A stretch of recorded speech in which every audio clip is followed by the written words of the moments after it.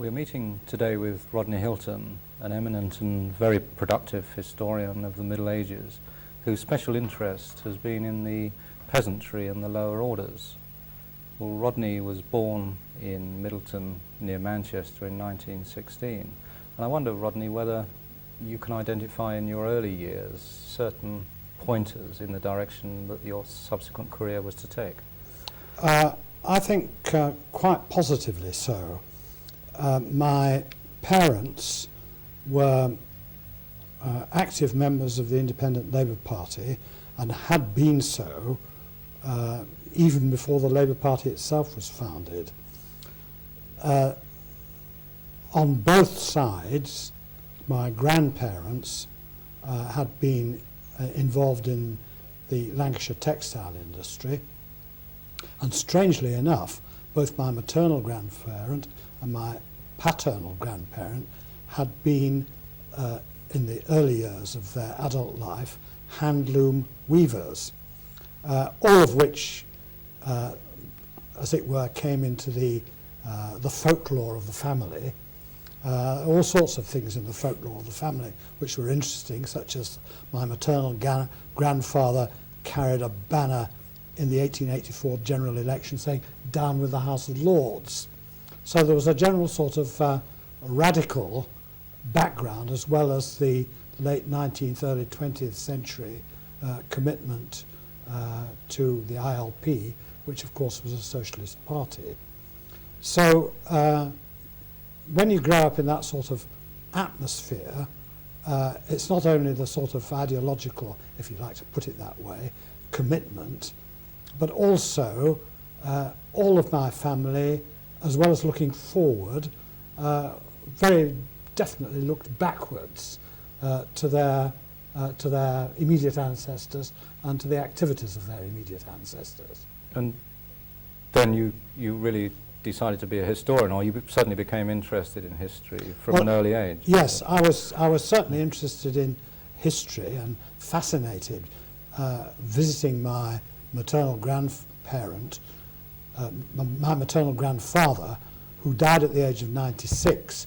I used to go and take him his lunch, wrapped up in a bowl in a red cotton handkerchief, and I couldn't help noticing when I went into the cottage where he was living that a plaque over the door said Samuel Bamford was arrested here after the Peterloo massacre in 1819. So you see, there were all sorts of historical backgrounds that were completely unavoidable. When I went to school, I first of all went to the North Manchester branch of the Manchester Grammar School, and then I went to the Manchester Grammar School to the History 6th, where there was the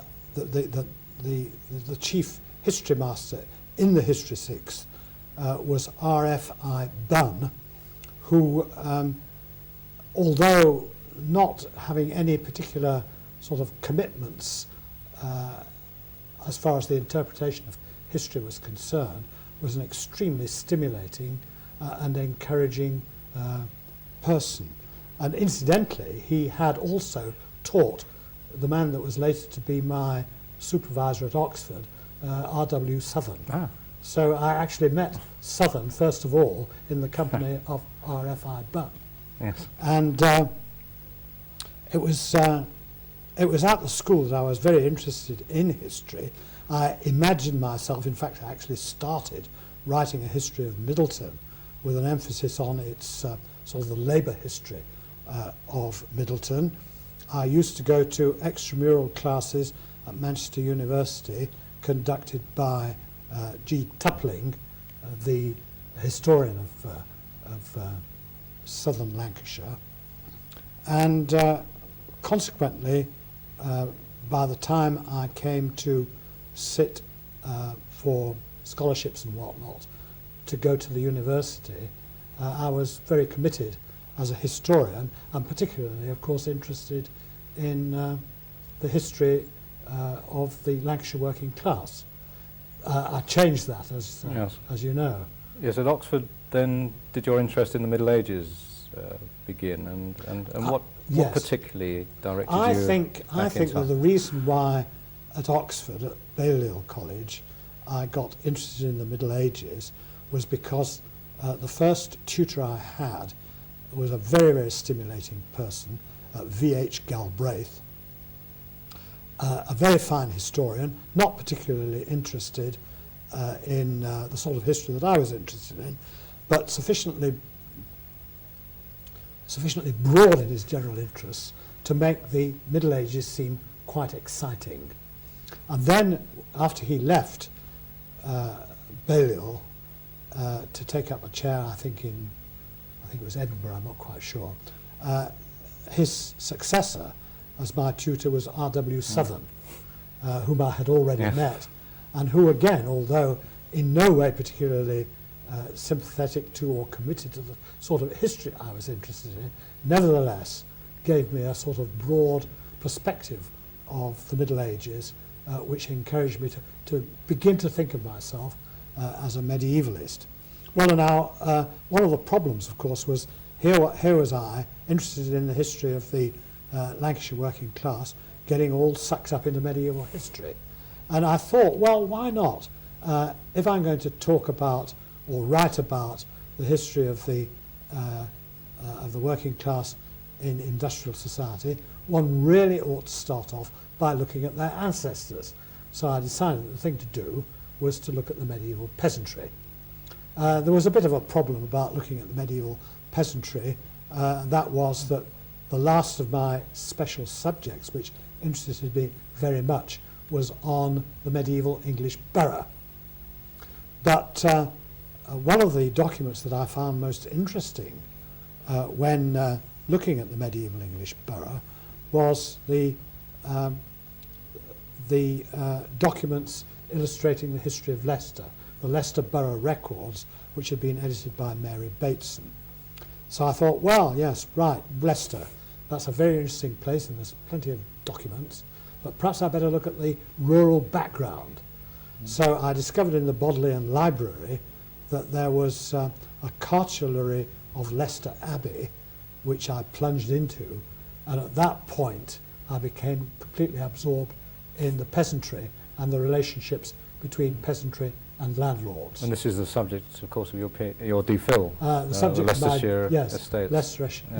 Leicestershire estates in the 14th to 15th centuries, yes. Yeah. And was your supervisor then a source of inspiration to you? Or? Well, my supervisor was R.V. Leonard of Wadham College, who was a very amiable and knowledgeable character. But in actual fact, I only went to see him 2 or 3 times. He had, he encouraged me. He made the odd corrections to my mistakes of facts and things like that. But it would not be right to say that he was in any way inspirational. So your intellectual milieu, particularly as a postgraduate then, didn't lie amongst medievalists doing similar things to yourself. Is this when you became a member of the Communist Party? Well, I became a member of the Communist Party in 1936, and much of my activity in those days, right up to when I went into the army, was political and very much connected with, of course, the anti-fascist movement. Because, you know, if you're becoming politically conscious in the 1930s, yes, the middle one or the 1930s, other. you become conscious of Mussolini's Italy, Franco's Spain, and Hitler's Germany. And the British fascist movements of the time as well. Yes, I did go to 1 or 2 meetings of Oswald Mosley, but we regarded them as a bit piffling, not particularly important. No. And from there, then you presumably worked on your PhD, but within a very short space of time, you were off on war service. That's right. I started the PhD in 1938, and I was in the army in 1940, having just managed to finish the PhD, or as they call it in Oxford, the DPhil, yes. Yeah, the research councils will be proud of that 2-year achievement.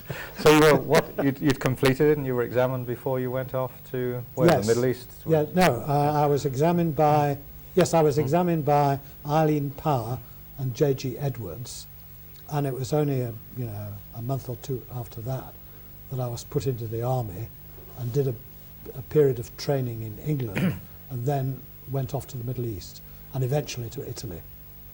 Was there anything in your war service which, with hindsight, you see as helping you understand the sort of history that you were interested in? Yes, I think there was.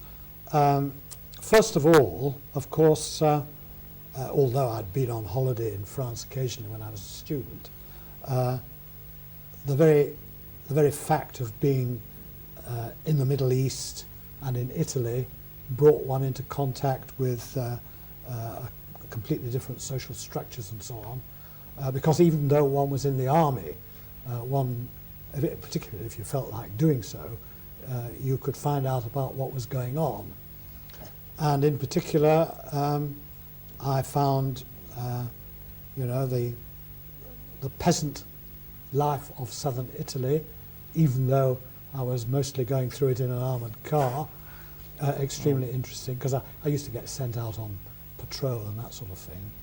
And I also found the Lebanon, where I was for a time, very interesting, particularly because there were many aspects of the life of the peasantry in Lebanon which sort of made a contact for me with what I had been doing as far as the peasantry in medieval England was concerned.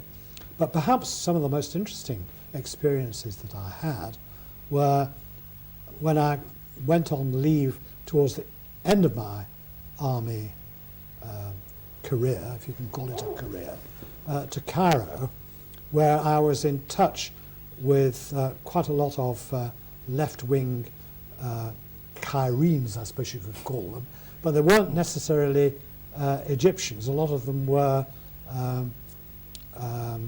people from the Lebanon and from Syria, and of course they were all French speakers.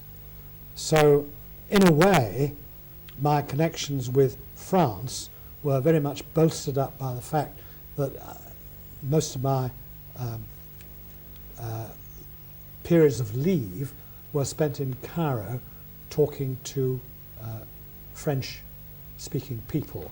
One of my greatest friends was a man called Raoul Curiel, who at that time was the manager of the French radio at Beirut, and who later became the head of the Département des Médaillons in the Bibliothèque Nationale in Paris. He was a sort of an ancient historian come archaeologist, if one could find a description for him. But there again, a man of very definitely sort of French cultural attributes, with whom I always spoke in French, yes, as with other people. And this led on to the contacts which you've enjoyed ever since with the French scholars. Yes, I have. Since then, I've had contacts with French scholars. Mm. And when you came back to England, and obviously fresh from the war, exciting times, you had no doubts that you were going to be an academic historian. Oh yes, yes. And what about the state of the subject then, economic and social history of the Middle Ages? What, in your view, needed doing? Well, I went straight from the army to the medieval history department at Birmingham, and my principal preoccupations were trying to think back 6 years, what I knew about the Middle Ages, and doing teaching and that sort of thing. I think that perhaps it would be correct to say that insofar as there were formative influences, after definitely secondary to my reading of the basic works of Marx, of Engels and Lenin, which influenced me a lot. The people that I found myself most sympathetic with were Munir Poston, with whom I had quite often disagreements, as you know, but nevertheless his conceptualization of the social and economic history of the Middle Ages I found very admirable. And the other person was that other Cambridge man, Maurice Dobb, whose studies in the development of capitalism were published in 1946, and as you know have got quite a lot of medieval background to the development of the transition, if you like, from feudalism to capitalism. But his emphasis was very much on commercialisation, urban developments, rather than the peasantry. So did you think this was an area that was being neglected? I'm trying to pin down why particularly you started at the bottom, the grassroots of society, and saw the peasantry as so well, as I told you before, I'd been interested in the grassroots and decided that I'd better start with the peasantry. I think that Maurice Dobb actually did attempt to deal with problems of the peasantry, although you're quite right, the main emphasis was on urbanisation and commercialisation. Of course it was Poston who was very influential, as far as I was concerned, in developing theories about the peasantry, though of course Poston did not, as a non-Marxist, agree with my conception of medieval rural society as being, so to speak, structured by the relationship between landlords and peasants. I'm not saying that he ignored that, but he didn't regard the antagonism or the conflict between landlords and peasants as necessarily as determining in the shape of medieval history that I did.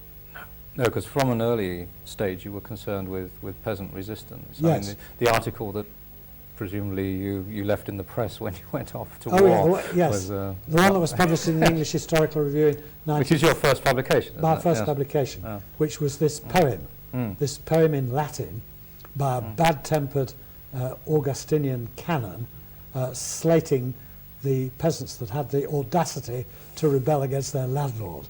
Yes. And that's been a major theme of your work. Yes, it has. From then on. Because soon after you collaborated with Jaime Fagan on the Peasants' Revolt period. That's it. Well, you see, after the end of the war, we'd all of us Marxist historians had been in the army, and when we got back, we were fortunate enough to get back into academic jobs, and that was when the Communist Party Historians Group was set up, which, as I think I've mentioned to you before, was a very, very free and, so to speak, liberal, and though committed to Marxism, by no means dogmatic organisation. So very different to, well, certainly Russia, but also certain of the European communist parties absolutely. at the time. I think that, for instance, I think that the French Communist Party did tend to keep quite a tight grip ideologically on its intellectuals, and in particular on its historians, which was certainly not the case with the British Marxist historians, who were, as it were, given a free hand, and I think our work was appreciated by the party, which made no attempt, as I say, to intervene in any way. Well, it was the discussions of that particular organisation were extremely stimulating, particularly in the atmosphere before the Cold War and even after the Cold War. And I think I was directed, in a sense, still further towards studying peasant rebellion when we decided to try and get Jaime Fagan, who'd written this book on the 1381 Rising for the Gollancz Left Book Club, before the war, we found that we got lots of criticisms to make, which were natural given that Jaime wasn't a professional historian. And we got together with him, and he agreed that it would be a good idea to rewrite it. So I collaborated with Jaime in the, 1950 edition, the English Rising of 1381. I did an introduction, and Jaime did the narrative. Well, that introduction in itself, in terms of the sources you were using, was radical, really, because you were looking, or you spent quite a bit of time writing about sermons, about poetry, and this at the time was quite unusual for historians. Yes, yes. Particularly medieval historians, to use these documents as testaments to the state of affairs in the nation as a whole. Well, and to mentality, of course. Yes. And when I was at Birmingham, it was particularly stimulating to me that there were a lot of people in the English department who were specialists in Langland, Chaucer and all that, with whom we historians had very good relationships. In fact, we had a joint seminar and eventually a joint MA course in medieval history and literature. So Birmingham was obviously a good centre for a medievalist. Yes, it was, excellent. And also was the East European specialism of Birmingham there in those early days, or did that come later? No, it was already beginning. It was already beginning. I don't think that the Centre for Russian and East European Studies had been founded yet, but there were one or two specialists in not merely in the Russian language, but in Russian and in particular Soviet history and society. And is this about the time when you undertook the task of editing Kosminski's work? Yes, that's right, yes.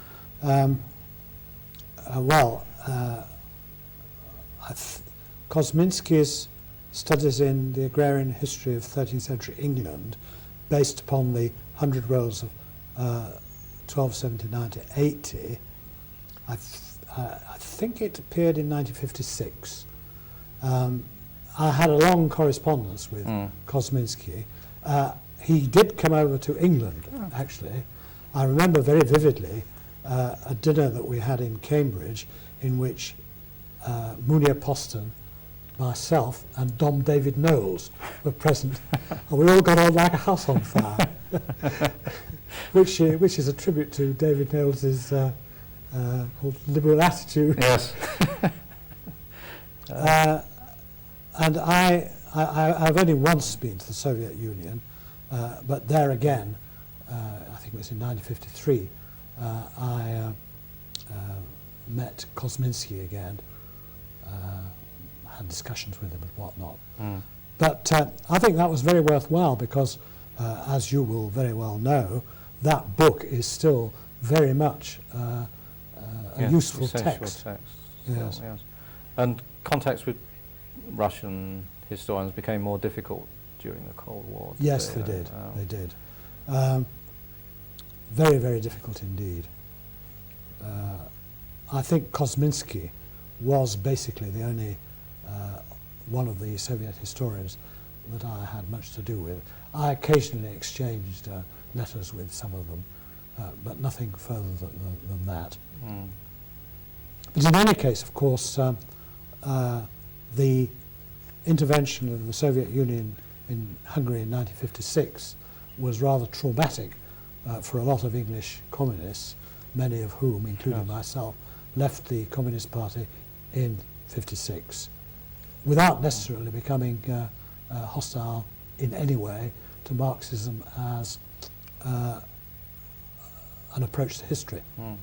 How important was the stimulus that you were getting in, say, the decade after the war from the Communist Party study groups, the friends and colleagues who set up past and present? Do you think that your work benefited in a substantial way from being in this intellectual milieu? I think it was absolutely crucial, absolutely crucial. I'm not trying to suggest in any way that I was alienated from my colleagues in the University of Birmingham.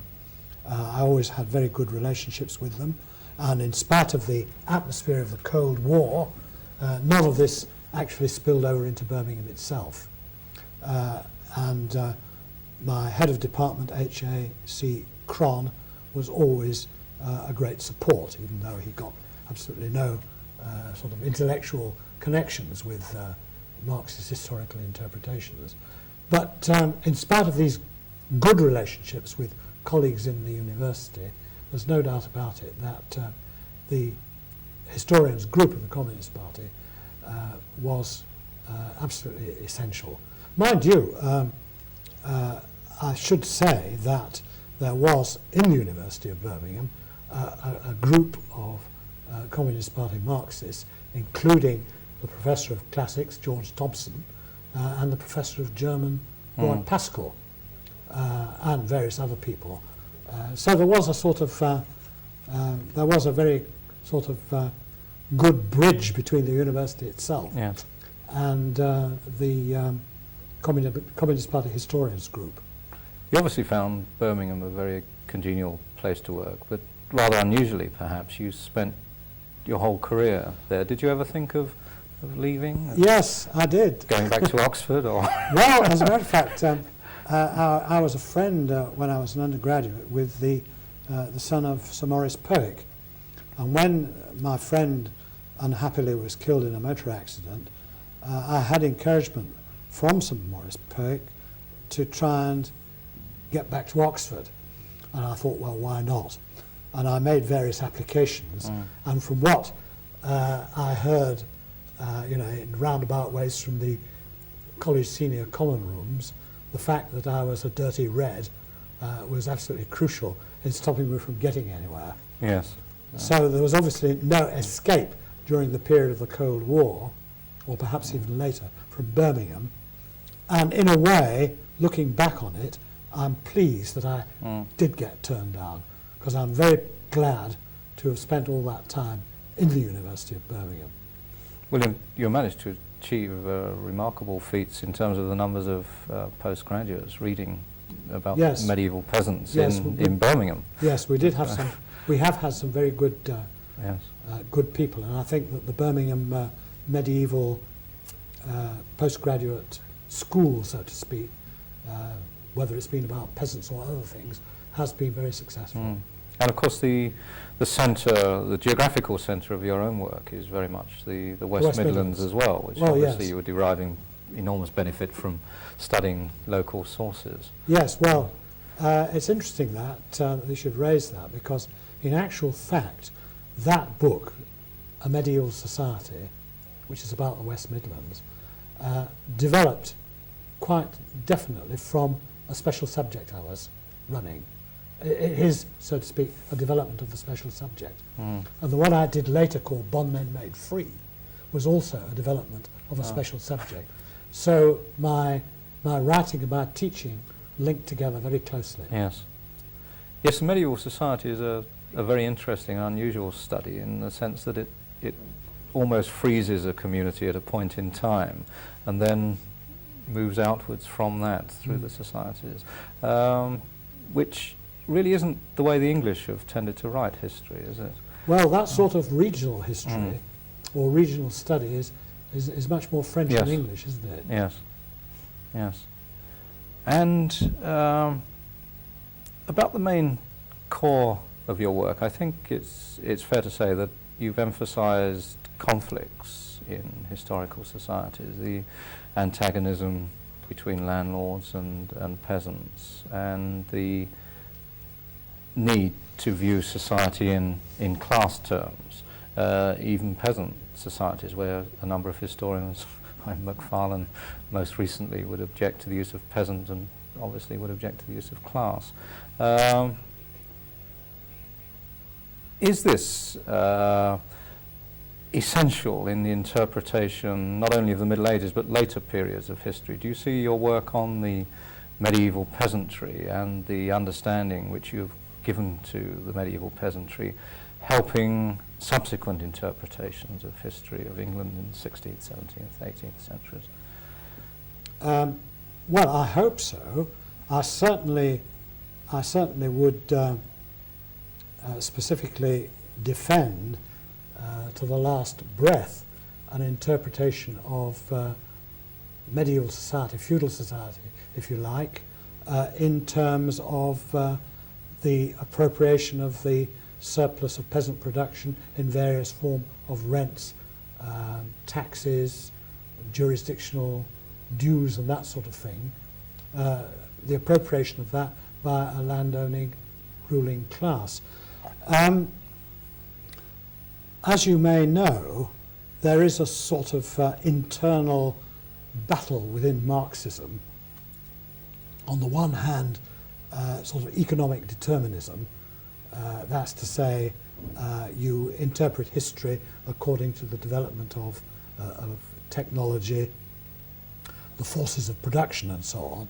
And then on the other hand, illustrated particularly by Pierre Docquez in France, the attempt to interpret history purely in terms of class conflict. I dissociate myself from both of those extremes.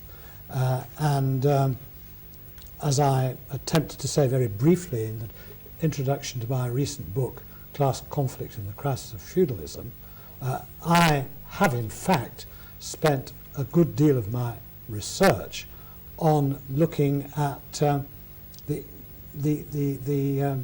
social and economic structures and developments of the big estate, whether it's ecclesiastical or lay, so as to lay the foundations for an understanding, first of all, of the actual structures of peasant society based upon the peasant household, relationships with the landlords, which, as I have indicated, I regard as conflictual. But I do not regard either the sort of economic determinist aspect of Marxism, or shall I say Marxism in quotation marks, because I don't really think that either Marx or Engels really accepted that sort of economic determinism, and indeed Engels denied it very strongly towards the end of his life. But on the other hand, although I would emphasize, particularly in the Middle Ages, where there is this stark contrast between the small peasant holding and the large estate, and the preservation of the riches of the owners of the large estate by appropriation from the small peasant holding, I regard that inevitably as forcing one to look at the conflictual element in the relationships between the different classes. How would you assess the contribution of Robert Brenner? Because certain of the things that you've said suggest that you might be very close to his attempt to place the class struggle back in the centre of things. But are there also points where you would disagree with his emphasis? Yes, I think that I'm very sympathetic with the general thrust of his original essay, but I would think that he perhaps overemphasizes the class struggle element. I don't think that he should abandon that emphasis, but I think there is an element of overemphasis when he is, for instance, contrasting English and French developments. Do you think there is any significant contribution coming from, say, the Toronto school, where almost consciously they concentrate not so much on relations between lords and tenants, but the really the benefits that all the community derive from the feudal and manorial setup? Is there anything in that we've learnt? I don't think that I would agree in any way with any of those aspects of the Toronto school that you've mentioned. I think that the Toronto school is essentially reproducing as a theory of society the three estate theory of society which we owe to medieval ecclesiastics. So I think the Toronto school people are, in a sense, medieval ecclesiastics promoting the harmony of the three orders. Yeah. Nevertheless, I think their contribution has been worthwhile in methodological sense. I think that the detailed analysis of court rolls, the detailed utilization of those court rolls in order to examine relationships between families and individuals, even when it's a question of enumerating people pledging each other in the courts.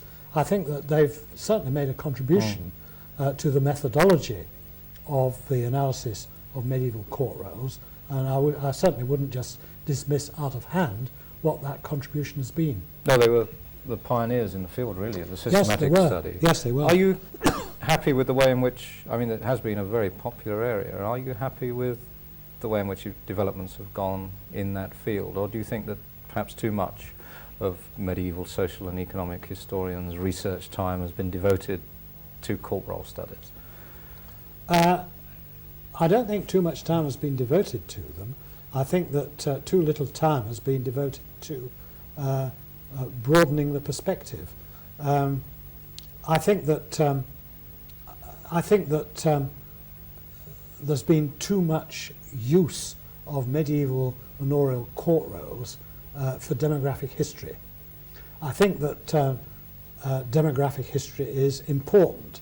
I think that the contribution of the demographers to historical understanding is important. But I really do think that to conflate social history into demographic history, which is what Laslett has specifically done, is a great mistake, because I think there's a lot more to be found in medieval court rolls other than this demographic stuff. Again, I say it's been very important, and the contributions have been extremely useful, particularly those originating in Cambridge from Campop. But I think that one's got to go beyond the utilisation of court rolls, mainly for demographic purposes. And there's been, I think, too much concentration on the essentials of democracy: birth, fertility, death, and also perhaps too much concentration on the history of the family. I think the history of the family is very important, but I think that in the medieval manner, it's not the relationships between peasant families which ought totally to dominate our interpretation.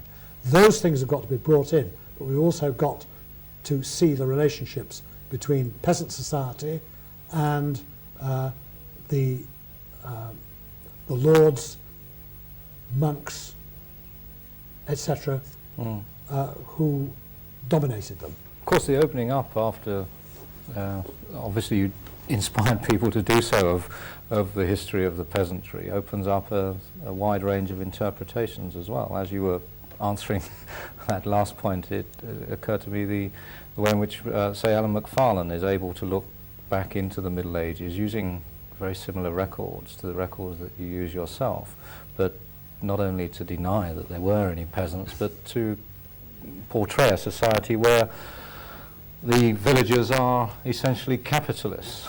I mean, yes. Well, what does one say about that? Well, I've already said quite a bit about what I think about Macfarlane's book. I think to reduce the medieval peasantry to individual families is very mistaken, because I think that the solidarities of the medieval community were very strong. Furthermore, it's absolutely extraordinary that the subject of serfdom is completely lacking in this particular type of interpretation of the peasantry. Serfdom, after all, in England was very, very strong right up to, until the middle of the 14th century. So to ignore that particular aspect of the relationship between peasants and their lords is, well... Yes, you get whole volumes written, as you're saying, without the lord being mentioned, yes. as if there are no lords. One mustn't imagine the conflict between classes in medieval peasant society as being simply composed of outraged peasants waving scythes and trying to chop off the heads of the lords. I think that in medieval peasant society, as in peasant society throughout history, one of the most extremely effective ways in which peasants stood up for themselves was by passive resistance. And I think that to imagine that any successes that peasants had, for instance in medieval England or medieval Europe, were due to moments of crisis when there was actual rebellion, would be a great mistake. I think that peasant resistance or peasant demands had a good deal more rationality than their contemporaries, such as the chap that wrote the poem for Leicester Abbey, or some modern historians would be prepared to accept. I think that there's a very considerable element of rationality in peasant demands for freedom of status, because that protects them from excessive rent demands, from any attempt to restrict their access to the market.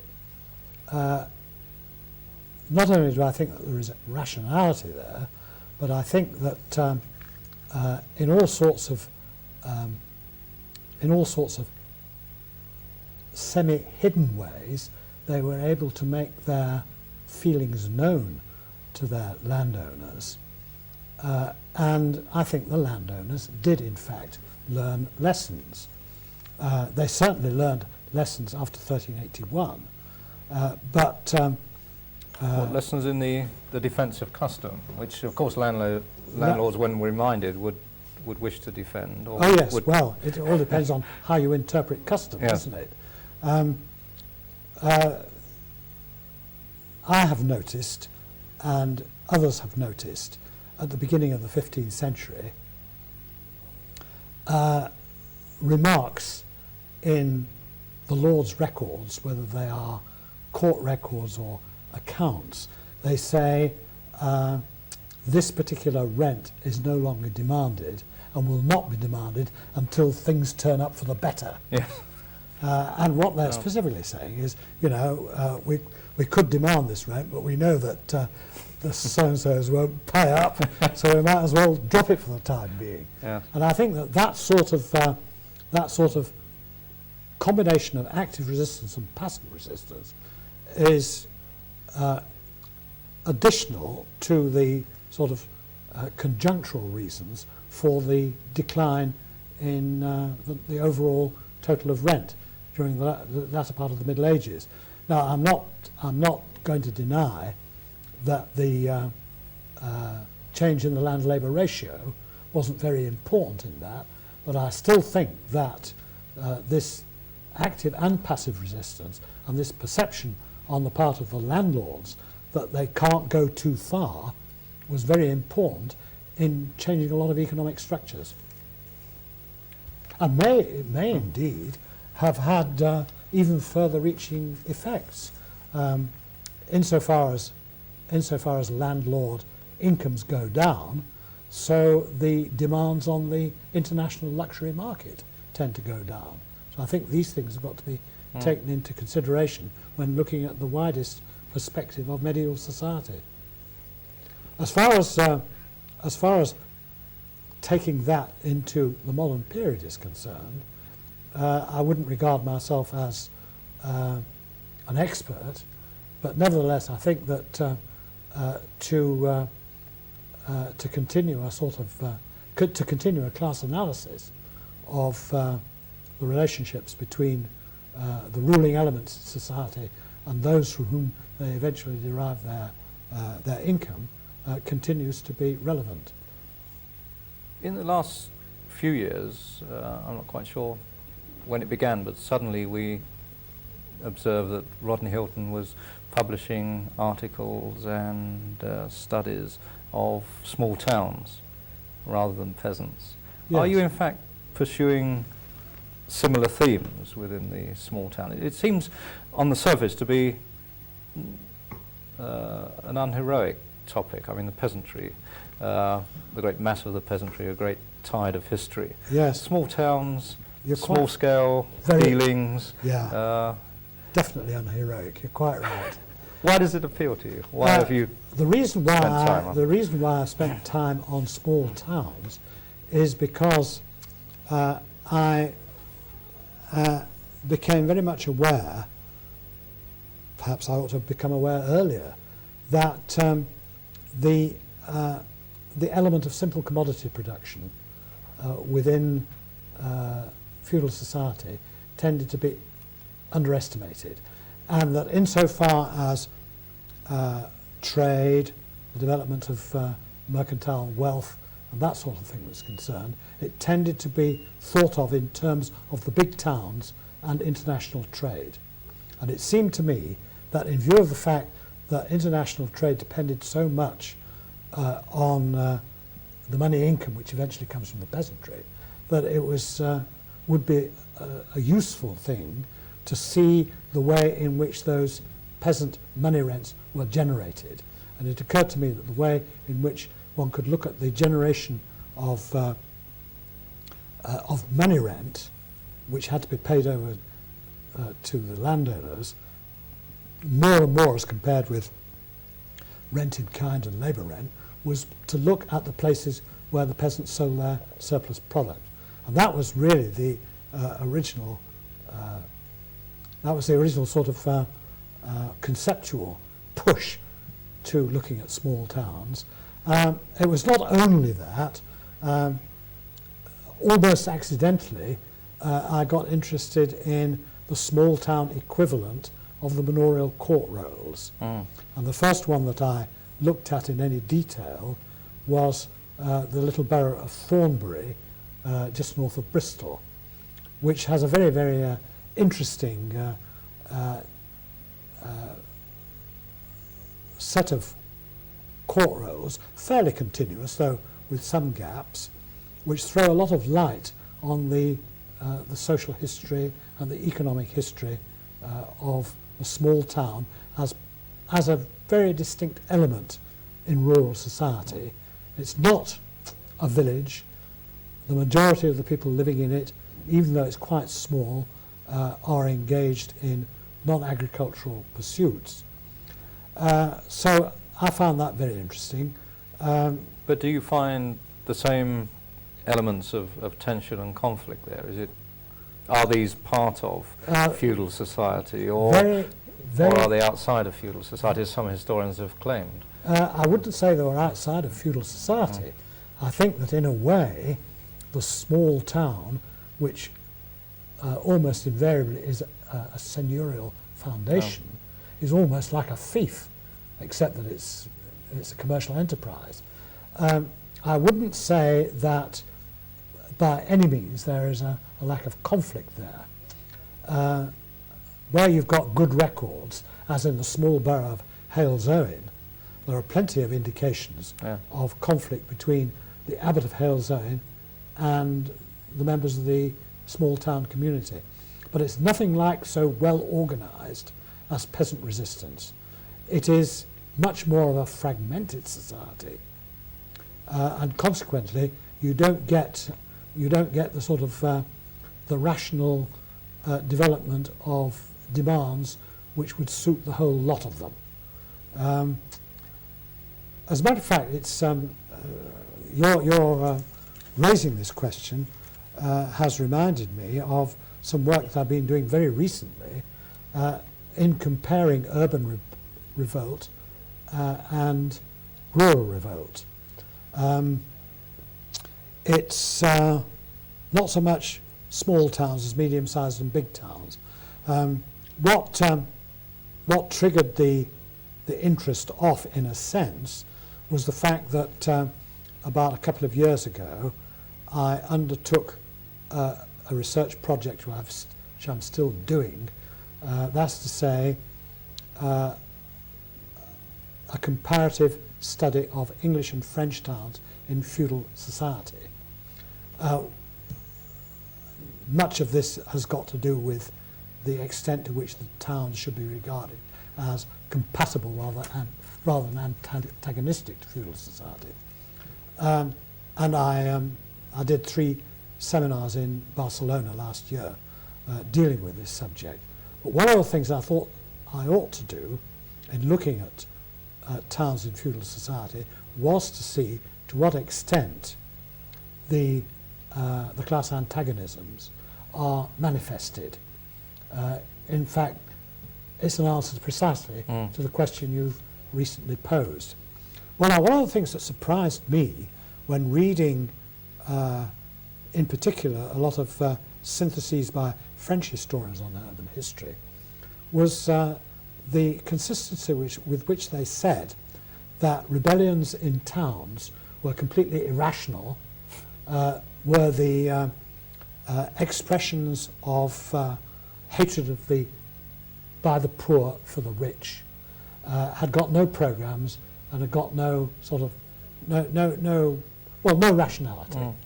And this was a theme I thought would be quite interesting to deal with, and I did deal with actually at a conference which was run by the French equivalent of the Historical Association in Paris last year, which was called Révolte et Société.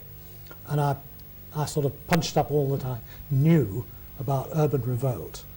And one of the things that struck me as being very interesting was that the very French historians that were saying that urban revolt was irrational and just a sort of gut reaction of the poor against the rich, they also said that practically all of the most important rebellions were rebellions against the levy of tax. So I looked at tax in some detail, not simply the rebellions themselves, but the way in which tax was imposed.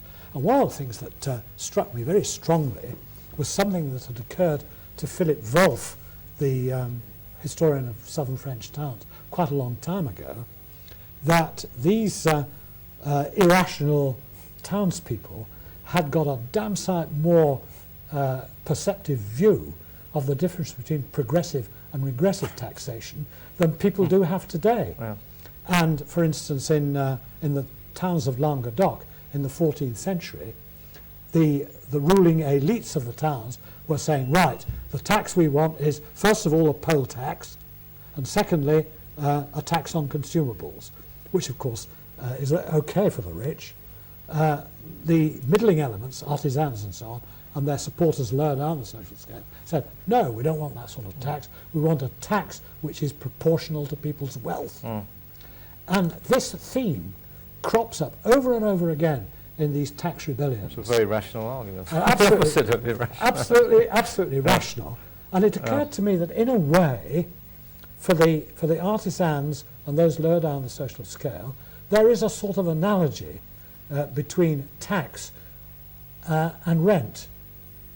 That's to say, it's a sort of rip-off from the household unit of production, which doesn't have, so to speak, an economic function. You can say that in modern times you pay a rent for land or for a house because that is a commodity which you are offering a payment for in order to occupy that property or commodity. Well, it's not the same in medieval times when you've got peasant communities. And it's not the same, really, as far as artisans are concerned in the medieval towns, because the artisans are, in fact, paying quite a substantial element of their income in unfair taxation. But not only in unfair taxation, the more I looked at the episodes, the more clear it was that it wasn't merely unfair in the sense of aggressive taxation, but there was a tremendous amount of fiddling by the mercantile elites, so that the tax was actually being taken corruptly. For instance, as it's Geo Sales wrote a very interesting article some years ago about York in 1306. Apparently the mayor and one or two members of the mercantile elite set up a bogus fraternity, and they swore oaths to each other that they wouldn't pursue each other in the courts, that they would see to it that they were the dominating members of the committees which assessed the tax, that they wouldn't tax each other, and that in order to compensate for the loss of tax, they would tax the artisans so much a week on their wages. Yes. And that sort of thing it's all over the place. Yes. Well, I wonder, with your current enthusiasm for studying the town, whether you won't end up doing the study that you thought you might well wish to do when you were sitting in the seminar in Oxford, yes, and looking at the records of the Borough of Leicester. Yes. I mean, I wonder if that was well, it could be be on the agenda. Could be. Yes, could be. Yes. Could be Well, a reversion to past times. Well, thank you very much, Rodney Hilton. I'm sure you've given us much there to chew upon and to digest. Thank you.